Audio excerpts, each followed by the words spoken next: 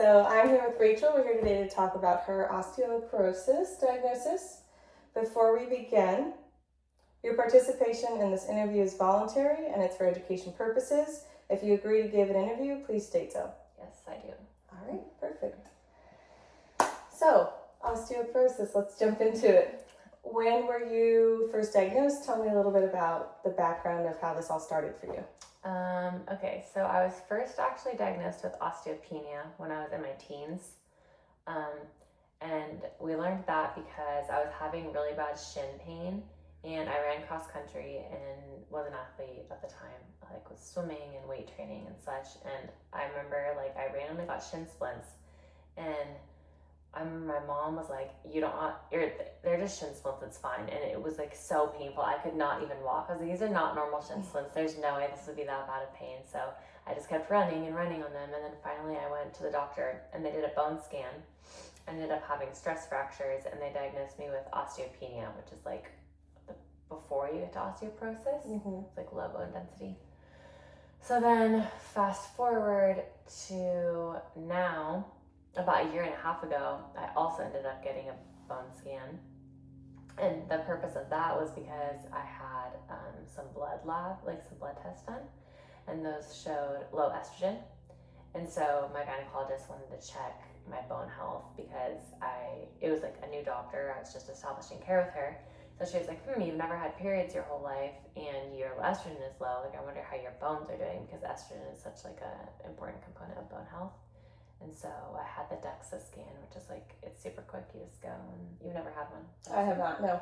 You just lay in the thing and then it's really fast. I thought it was going to take way longer. I was not looking forward to it because I've had so many MRIs and they're horrible, but how long do MRIs take? It depends, but usually 30 to 45 minutes. Wow. Yeah. And it's loud. Have you had one of those? I haven't had anything, no. I've had x-rays. She's the epitome of health. Yeah, the DEXA scan is just an open thing. You get the bone scan, but mine came back showing osteoporosis. It showed osteopenia still in a few areas, and then I already had osteoporosis in one of my hips, and I think it was a certain part of my spine. Mm. So that was a bummer because from my understanding, you can't reverse that. Mm-hmm. So that's how I got the diagnosis. Mm. And when you were first diagnosed with osteopenia, what was your life like before the diagnosis? What kind of activities were you doing? Were you earlier on, in my teens? I swam my whole life. I swam in college as well, and then I was also running cross country, just super active. But that shouldn't necessarily lead you to stress fractures. So right. I think that's the reason why you I thought got it the stress fractures was the osteopenia, which I probably had because I wasn't getting periods then either. Mm. But I think doctors back then were like, well, she's just super active, so that's why she's not getting her period. Right. Which probably, yeah. No, that's which could be the reason. But have you had a period since then? I've never had one in my life. I've never gotten them. So, and I've had every time I get my hormones checked, I'll be super estrogen deficient. And they've kind of tried to investigate reasons for that. I've had a bunch of labs done. They checked my thyroid because that could be one of the reasons. If that signaling pathway is not working properly. But my thyroid's fine, and I've had an MRI of my brain before, and that didn't show any hypothalamic tumor or anything. Yeah. So, because that's another thing that could be affecting it. Mm-hmm. But I mean, I have done my own research, and I've seen that just stress can literally cause it. Mm-hmm. Do you often find yourself stressed? No, but I exercise a lot, and I always have. And I've never really gone through a period where I haven't been super active. Right. Yeah. So I think maybe that's not, but I don't really know. And no one's really tried to pursue it too much because at this point, I've never gone a period, so there's probably it's very unlikely that I would start now. Mm-hmm. So what kind of treatment options did they give you for both the hormone and the diagnosis? They kind of go hand in hand because they think that the osteoporosis is due to the like low estrogen. There's not really any other explanation for it. So treating them the same would be to go on hormone replacement therapy. And my doctor said that I could either go on like birth control, a higher dose of estrogen, or she said I'd be fine just going on like postmenopausal dose, which is just like, I think kind of like normal hormone replacement. Like what you would go on, like I think even premenopausal you can go on it. Like, just a little gel. It's like 0.1%. An injection or? Put on every day. A little gel. Interesting. Put on my arm, on my leg. Have you thought about considering those options? I've had to start it like right away. Okay. Yeah, because like I don't want that getting worse. Right. And I don't know how quickly it progresses, but yeah. So I started on that right away. It's just that estrogen gel and a progesterone pill.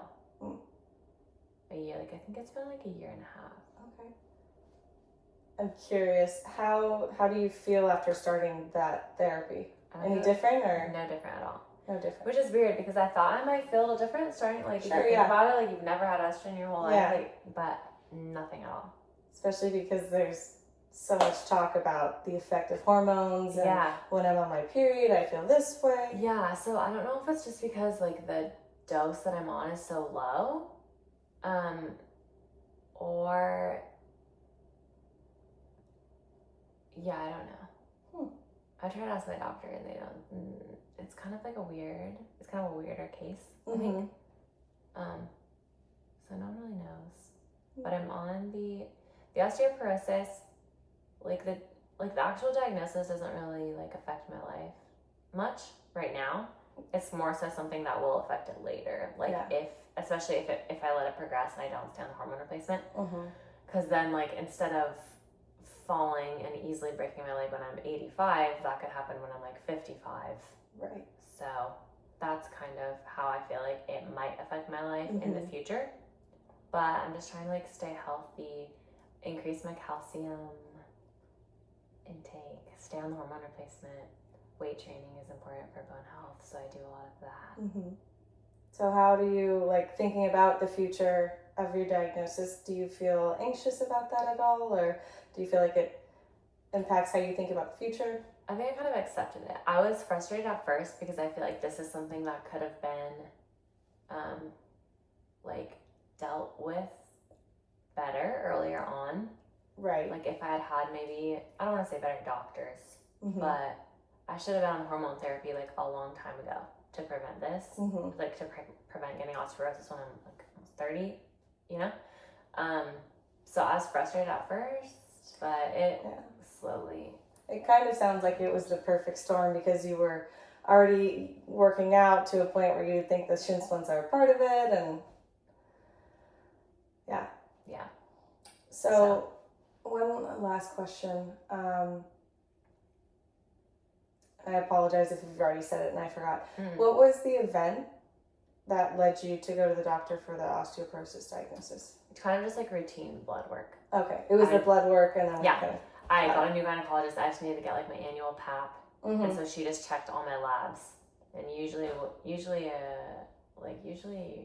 get your hormones checked every few years.